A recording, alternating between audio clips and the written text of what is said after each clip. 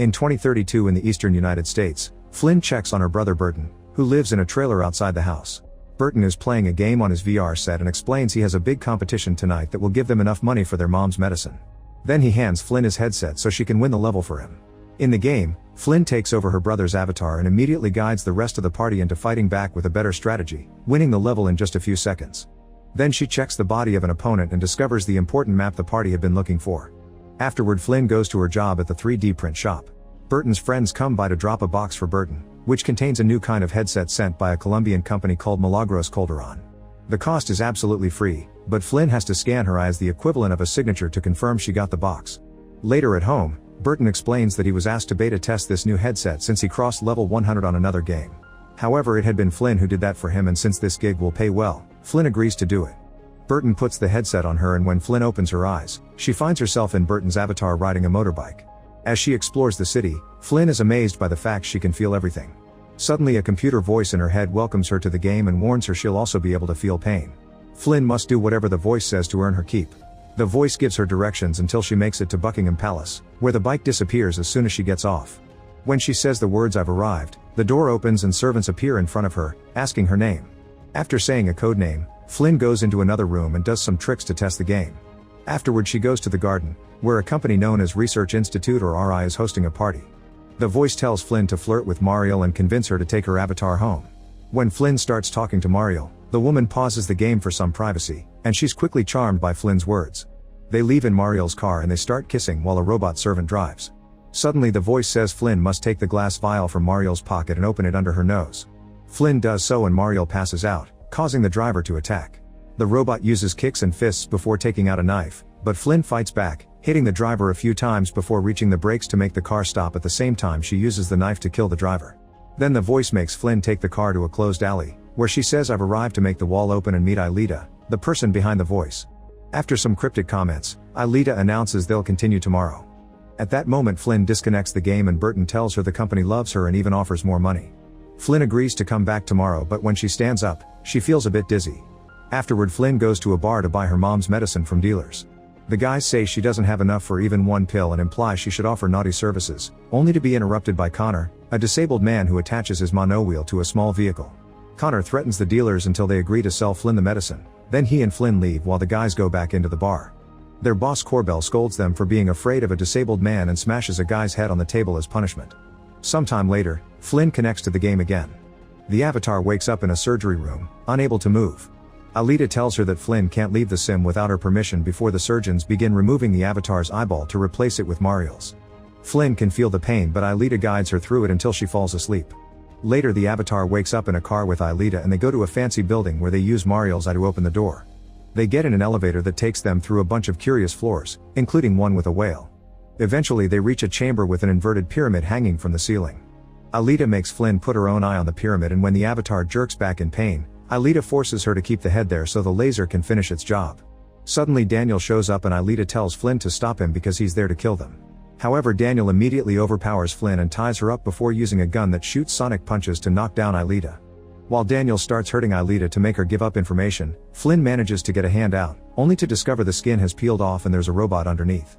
Daniel lets go of Aelita to shoot again and Flynn sends the avatar to fight him, giving Aelita time to run away. Putting his attention on her allows Daniel to shoot the avatar in the head and Flynn wakes up in the real world, saying she never wants to play again as she throws up. Out of town, a policeman notices two suspicious cars and follows them, but they suddenly disappear. When the cop comes out to investigate, a man pulls a gun on him and tells him to stand in the middle of the road. Then an invisible car knocks the cop down. It turns both cars have advanced cloaking. The next day at work, Flynn gets a call from Wilf, who tries to warn her about some impending danger and advises her to play again, but Flynn just hangs up. In the evening, Flynn is closing the shop when the lights flicker and Wilf's voice is heard through all the machines around her. He claims her life is in danger and there is a bounty of $9 million on her head, but he can't help her unless she signs in. Terrified, Flynn runs to find Burton, who is hanging out with his friends. When they check the area with their drone, they see a group of armed people coming towards them. Flynn rushes to hide her blind mother Ella in the basement while Burton's friends hack into the assassin's drone to make it look like the boys are still sitting around the fire. Then Burton and his friends link their body implants to their drone, gaining the ability to see its visual feed. After grabbing their guns, the group sneaks into the woods and begins taking the men down one by one pretty easily thanks to their hack. The enemy tries to shoot back, But they can't do anything against the guy's implants that allow them to find them in the dark. Meanwhile in the house, the power goes out and a man comes after Flynn, who activates the Roomba to distract the guy and hit him from behind. The man immediately turns around and tries to shoot her, but he's killed first by Burton, who shoots through the window. Thinking it's over, the group checks the drone camera and discovers the enemy has hacked them back so they could secretly bring over a backup team. Another gunfight ensues and Burton's group is starting to run low on ammo, but at that moment Connor arrives and helps them out. Once every enemy is dead, the group agrees that Flynn must use the headset again to gather information. She logs in and wakes up in a body that looks exactly like her. Then Wilf approaches her and explains this isn't a game. The headset sends her mind to a robot called Peripheral in the year 2099. When she leaves the building, she's shocked to see giant statues decorating London but almost no people around. Wilf also shows her a newspaper with Ella's obituary, 4 weeks from that day in Flynn's timeline. The deal Wilf offers is simple. If Flynn helps him find Aelita, then he'll pay for the medicine to save her mother. After Wilf disconnects her, Flynn appears in the present feeling dizzy again, but she still rushes into town to pick up the medicine where Wilf left it. Then she gives Ella the medicine while Burton's friends bury all the bodies. Next she logs in again and wakes up in a house in Notting Hill, where Wilf introduces her to his boss Lev and his technicians. Flynn learns that whenever they come in contact with the past branches off to create a parallel timeline known as a stub, and the contact becomes the point of separation. Aelita was providing them with a connection to the stub, which they'll lose if they don't find her soon. Flynn is upset to hear the medicine only has a 57% rate of success, so she announces that she'll only help them find Aelita after they help her family for real. Meanwhile, Officer Tommy stops by the road when he sees a cup of coffee floating in midair. He pokes around and eventually realizes there's a car with some sort of cloaking device. After lots of touching, he makes the car visible and finds a bullet, which he bags up and takes to Burton because Tommy knows about his expertise. Burton identifies the type of bullet but claims to know nothing. Moments later, Flynn comes back and tells Burton that the people from the future are going to send them $250,000 by making their cousin Leon win the lottery. Afterward, Flynn tries to search the internet for references to Milidros Calderon or Wilf but comes up empty. While doing so, her hand gets stuck on the computer mouse and she's unable to move it, so she has to use her other hand to pry it off. Later in the middle of the night, Flynn wakes up when she hears a strange noise.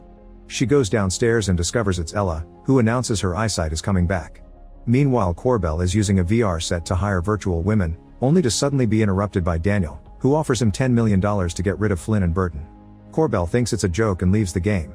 Later, while Corbell is with a real woman, he gets a message saying that he has received $2.5 million in his bank account. Now knowing the offer was real, he agrees to kill Flynn and her family. The next day, Flynn goes to work and finds Burton and his friends printing more weapons. It turns out Burton has used the lottery money to buy the shop. Afterward, Flynn logs in to visit the future. She tells Lev's group everything that happened with Aelita, and they explain that Mariel was an assistant security manager at the RI. They also tell her that Corbell has been hired to harm them, so Flynn asks to be sent back to the present to warn her brother. In the meantime, Wilf parks outside his childhood home and remembers the day he and Aelita were adopted. When he finally goes inside, he hears Aelita singing, but it's only a robot with her face and voice. Then he meets his mother, who tells him she last saw Aelita a month ago in St. James. Aelita had said that she was staying where snow last fell in London.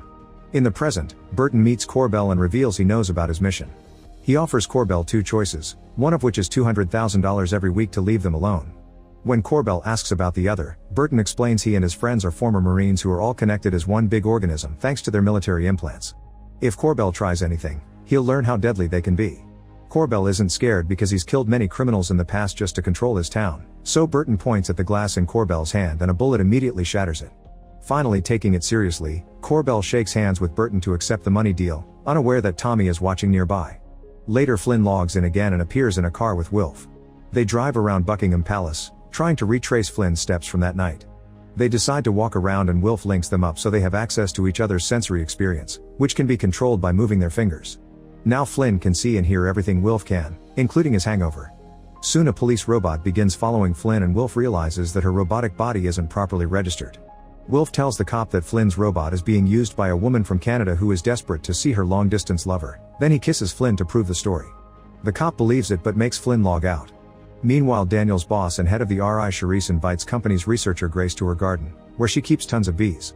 While they share some tea, Charisse asks about Aelita, and Grace admits she told her about the Stubb Research Department. Then Charisse reveals there was a chemical in the tea that makes her sweat mimic a pheromone released by hornets and opens the door so the bees can attack Grace as punishment. The next time Flynn logs in, Wilf tells her about the clue he's obtained. Flynn thinks Snow could be a person, and Wilf realizes it was one of Aelita's heroes.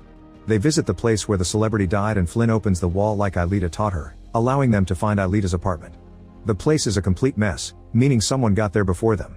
Then Flynn notices a broken clock that looks exactly like the one in her house, so she moves the hands to make the times match. A secret door opens and they find the surgery room where Flynn had her eye replaced. There are 2 broken down robots plus a white model of her own house and its surrounding area, including figurines of her brother and friends. After taking a sample from the robots, Wilf finds Aelita's implant in a box, which she got removed so she couldn't be traced. When they're about to leave, the main door suddenly blasts open. Soon Daniel and a robot attack them, and Daniel's sonic gun seems to affect Flynn's real body too. Wilf uses a fallen scalpel to attack the robot and knock it down, which distracts Daniel and allows Flynn to disarm him. Unaware that Charisse is seeing everything through the robot's eyes, Flynn begins shooting Daniel to make him talk and he explains Charisse is after her because she took something. Before he can say anything more, Charisse makes the robot kill Daniel. In return, Flynn destroys the robot with the gun. Then a flashback reveals that in 2075, London is absolutely destroyed and Wilf and Aelita are kids living on the streets. One day they see a van distributing food, so Wilf goes to investigate while ignoring Aelita's warnings. When he comes closer, the van starts looking blurry, so he throws a stone and discovers the whole thing is just a visual projection. Suddenly 2 people in yellow suits and masks chase after Wilf and Aelita, quickly capturing them both. Back in 2099, Wilf takes the samples and the implant to Lev, who points out that Aelita won't survive long without it. Flynn returns to her time and notices blood in her eye. Suddenly her right hand spasms again and when she looks back up, the blood is gone.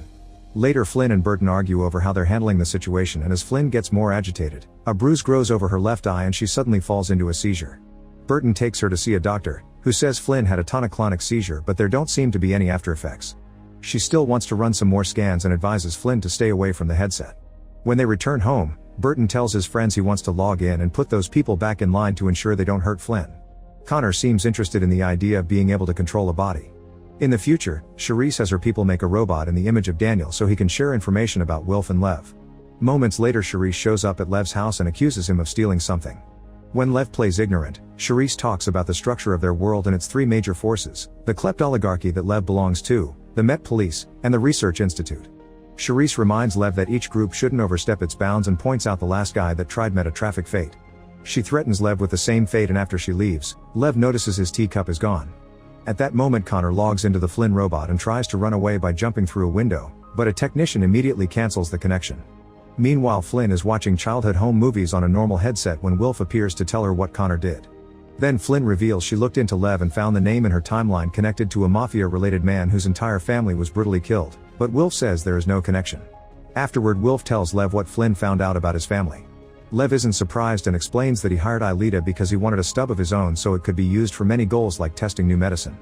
Lev reveals that he was troubled by the idea of other versions of himself so he had his family killed in the other stubs. Back to Flynn, her hand continues to spasm but decides to log in again anyway. She tries to go exploring, and when the technicians try to disconnect her, Burton's friends hack into the headset to stop them. Flynn wants bodies for Burton and Connor too and demands to know why there are such fewer people in the future.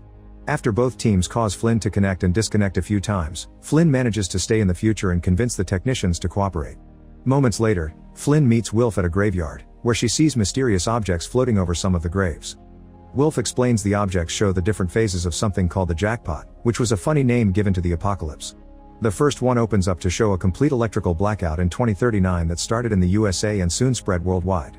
The second object shows a pandemic called the Blood Plague, and the third shows a total environmental catastrophe in which 7 billion people died over 4 decades. The fourth one is called the End and it shows a domestic terror attack in which a nuclear missile silo was blown up. The visual illusion of the explosion is too much for Flynn to handle and she asks it to stop, so she's sent back to the present. A flashback then shows how Aelita convinces Grace to share her research by appealing to their former relationship. Grace takes Aelita to the room with the pyramid, calling it the God Font. Here they have access to stubs used for their research in various fields. One of their studies belongs to the Behavioral Mod department, in which they set up a shell company in the stub that made a deal with the military, giving them implants for their soldiers.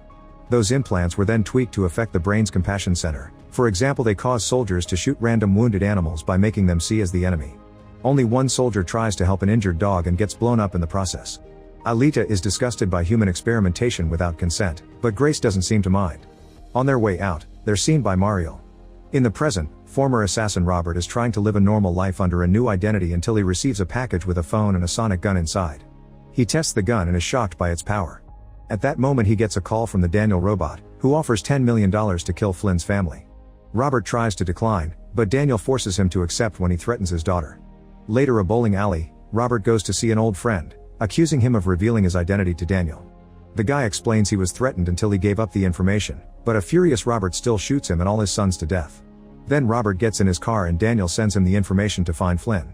Suddenly, a surviving son comes out and opens fire on Daniel, who immediately rushes out of the car to hide under it. He shoots the guy a couple of times with the sonic gun and then runs him over with his car. In the morning, Flynn gets more tests done and the doctor tells her some bacteria is affecting the part of her brain related to seeing. Then she uses a spinal tap to take some fluid from Flynn's body to study it further. Meanwhile, Robert stops his car by the road and pretends it isn't working as he waits for Flynn to leave the clinic.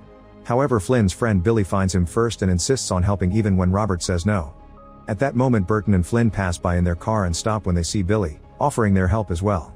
Robert grabs the sonic gun and Flynn recognizes it, so she makes Burton duck right before they get shot. Then Robert tries to shoot Flynn, so Burton speeds up to escape and ends up crashing nearby.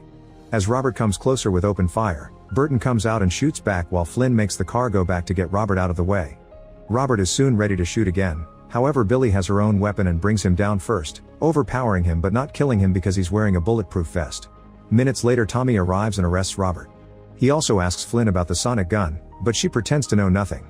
On the way to the police station, Robert tells Tommy about the deal he was offered and explains that those who hired him will want to cut loose ends, so he offers the money to Tommy to let him escape. Before Tommy can respond, an invisible force hits the car, making it roll over. Another car becomes visible nearby and the driver drags Robert away. By the time Tommy comes out, the mystery person is gone. Later, Flynn logs in and goes to see Charisse at the RI. Flynn asks why Charisse is after her and Charisse says she stole something, but Flynn swears she doesn't have anything. When Flynn threatens to kill her, Charisse reveals she's also using a robot body and attacks first. A fight ensues and both robots show remarkable strength, but Flynn still manages to overpower Charisse and break her neck before leaving. Another flashback shows Burton and his team in the Texas outback in 2028. While on duty, they discover a dog stuck in a wired fence howling for help. They discuss whether or not to help it, and Burton reminds the others of the intel about the enemy using injured animals. The team isn't convinced and Connor runs out to help the dog anyway. As he cuts the wires, he sees that the dog is armed with a bomb, which blows up and takes most of his limbs. At that moment, Connor wakes up in the present, screaming at the memory haunting his dreams. Meanwhile, Tommy tries to keep investigating the accident but finds the digital files blocked. Then the sheriff tells him to take paid leave and get some rest. After the sheriff leaves, Tommy sees in a bathroom stall a pair of shoes that look like the ones he saw at the site of the accident. This makes him realize the sheriff is dirty and getting Tommy out of the way on purpose. In the future, Wilf and Flynn are on a busy street and Flynn wonders why the people seem to stay away from them, so Wilf explains it's just a visual illusion created by the RI to make the city look less bleak. Flynn moves her fingers the way Wilf shows her and all the people disappear, so she tries it on the landscape next. Tons of buildings disappear and the remaining ones look destroyed. Afterward, Wilf and Flynn go to meet the fabricators behind Aelita's robots, whose location Wilf discovered thanks to the samples he took the other day. They enter a butcher's shop and say the code word, but the butchers refuse to offer their real services. Then Flynn makes up a story about how she bet her body's maker that she could find a better fabricator, causing the butcher to rise to the challenge. He inspects Flynn's robot and says he can do it, offering her retractable titanium nails. Flynn then asks about replacing a robot eye with a human eye, which causes the butchers to attack. For an advanced body like Flynn's, it's no trouble to fight them at the same time, and with just a few movements, she knocks them both down. One of the butchers still tries to attack again, but Flynn overpowers her again and the other butcher tells her to surrender. Next, Wilf shows them a picture of Aelita and asks about her, so the guy says she had been working with a group of revolutionaries called the Neoprims. Wilf is shocked that his sister could hide that from him. In the meantime, Lev's technicians build robots for Connor and Burton to come to the future too. In the present, Corbell and his wife are setting up dinner while an unconscious Robert sits across the table. When he wakes up, he discovers he has a metal collar around his neck. He immediately tries to attack Corbell, but the wife uses a remote to give him an electric shock through the collar. Later that night, Leon learns that Connor has been suffering from nightmares and offers to share his pain. Using the implants, they connect to each other and Leon sees Connor's memories of how he lost his limbs. The experience leaves him shaking on the floor from the pain, but at least now Connor is peacefully asleep. In the future, the technicians realize that Flynn's doctor is researching the bacteria she found in her body. At that moment they get a visit from Inspector Ainsley, who is investigating Daniel's death. Lev can't call his solicitors because the phones are down, so they're forced to invite her in. Ainsley explains she can just arrest Will for his presence at Daniel's murder site and execute him in the next 7 minutes, but instead they can just answer her questions. Back to the present, the sheriff shows Corbell the video from Tommy's car. Meanwhile in Corbell's house, Robert steals a heavy paperweight while the wife is looking away. Then he pretends to be interested in Corbell's fish tank and comes closer to smash it with the paperweight, causing water to flood the room and make the wife fall to the floor. Furious, she uses the remote to electrocute him, but he grabs her leg and the water conducts the electricity to make them both pass out at the same time. A few seconds later, Robert's eyes open. Sometime later, Connor and the siblings get a message from the future asking them to log in. When they wake up, they find Ainsley waiting for them. Lev has told her about the connection to the past, so she wants to take them to the station for some tests. Eventually they make it to a Met Police training facility called the Zoo. With a flick of Ainsley's hand, the debris in front of them turns into a tall building and Ainsley sends Burton and Connor inside so they can test their new bodies. Ainsley's assistant Beatrice explains the rules. They must advance from floor to floor while getting rid of all obstacles until they reach the roof where a surprise awaits. The lights go out and 6 robot guards appear around them. The guys work together like the old times and quickly bring the guards down while Beatrice analyzes their data. Once they're done, she announces each floor will have more and more enemies. However, the guys keep advancing through the floors with no problems, beating up any enemy that gets in their way. When they make it to the roof, Beatrice informs them the 3 of them must fight until there's only one left standing. Burton and Connor immediately attack, but not even their teamwork is enough to defeat Beatrice, who only needs a few moves to force them to disconnect. Outside, Ainsley tells Flynn she's investigated her family in this timeline and shares the result. The local version of Connor didn't lose his limbs, and none of the team members had the implants, so Burton didn't survive the war. All this means that the RI opened the stub at least a decade before what they'd been assuming. The jackpot seems accelerated in Flynn's timeline and Ainsley suspects the RI. When their conversation is over, Ainsley disconnects Flynn. In the present, Tommy returns to the station and asks to see the evidence he brought from the accident, but the only thing on the list is his wrecked car. Suspicious, Tommy tracks down his car in a junkyard and finds all the other evidence inside, like the sonic gun. When he presses the button, he accidentally shoots the windows off. At that moment he gets a call from the sheriff telling him to go to Corbell's place. When Tommy arrives, he follows bloody footprints to find the wife's body and the sheriff talking to Corbell. The sheriff knows Robert did this, but he wants Tommy to arrest Burton and his team as the culprits. Tommy refuses, so the sheriff tells him to wake up to the reality of the corruption in the force and to do as he says, otherwise he'll get fired or even arrested. Tommy returns to his car and while thinking over what to do, he remembers the guns and takes them back to the house. The sheriff tries to make him see reason, but Tommy shoots him a bunch of times to kill him, then he hits Corbell with the sonic gun to throw him out the window. Meanwhile Ella is suddenly blind again and asks for help, so Burton's friend Reese takes her to the clinic. Nearby, Robert watches them and starts following them. Later at the clinic, the doctor checks on Ella while Reese waits at the reception. Robert comes in with a bleeding arm and when Reese tries to help him, Robert stabs him a few times. Reese starts defending himself and a fight ensues, but no matter how many times Robert stabs, Reese keeps going. Eventually Robert manages to keep him in a hold and choke him until Reese dies. When the doctor and Ella come to check on the noise, Robert threatens them with a gun to keep them as hostages. Then he takes Reese's phone and unlocks it with his dead face to send a message. When Connor and the siblings return to the present, they get a message from Reese's phone saying he's at the clinic with Ella. Burton, Flynn, and Leon immediately get in the car and on the way to the clinic, they start getting suspicious of the messages because they use words Reese wouldn't use. Leon tries to connect with Reese through their implants, but he can't find Reese's vitals, so they guess a killer is there. Once they're close enough to the clinic, Leon connects to Reese's body and makes it twitch. When Robert stands up to shoot Reese again, the team sees him move with thermal binoculars and Burton immediately shoots him down. Then they rush inside to save the women and Burton shoots Robert again just in case. In the future, Lev's technicians discuss how to access the bacteria in Flynn's brain to steal it. When Lev comes by, they use an encrypted language to keep discussing a possible plan, but Lev knows that language and threatens to kill them if they don't share what they know. They explain that Ilita planned to download the stolen RI files into Burton's implants to hide them in the past so they'd be untraceable. But since Flynn posed as him, the headset transformed the data into bacteria that began to colonize her brain. The technicians plan to give the data to the Neoprim so they can burn this world down and build a new one, but Lev cuts the guy's cheek and orders them not to betray him again if they don't want deadly consequences. The next time Flynn, Burton, and Connor log in, Ainsley offers them a deal. She can give them resources to prevent the jackpot in their timeline, and in return they must work for her. Flynn says she also wants a cure for her mother, but Ainsley informs her that nothing can be for Ella anymore and she'll die in 23 days. Upset, the siblings immediately disconnect and comfort each other. In the meantime, Charisse meets with one of the technicians, who tells her that the RI's data is in Flynn's head and wants Charisse to stop Lev from getting it. Charisse says she'll accelerate the jackpot in Flynn's timeline to get rid of her and her family. Later Flynn logs in to meet with Wilf, who wants to tell her something but worries Ainsley may be spying on them. They link up their minds and as they say each other's names they realize they love each other. Then they decide to visit the place where Wilf used to hide with Aelita when they were kids, unaware that the technicians are spying on them. When they make it to the spot, they make the extra people disappear and find a younger Aelita robot waiting for them. She tells Flynn to go away because her robot can be used by others, and once Flynn disconnects, the technicians lose contact. Then the real Aelita shows up to explain to Wilf that the immunity implant every citizen has in their heads is used to suppress memories. When Aelita removed hers, she remembered everything. While younger Aelita digs out a skull from the ground, adult Aelita says that the oligarchy killed 5 million people in under a fortnight because of the fear of spreading contagion, including Wilf's and Aelita's families. At that moment a bunch of people show up and Aelita reveals she's been gathering survivors to form the Neoprims. Now all they need is the data in Flynn's head. In the present, Tommy tells Flynn about a warning from Homeland Security about an attack on a nearby missile silo.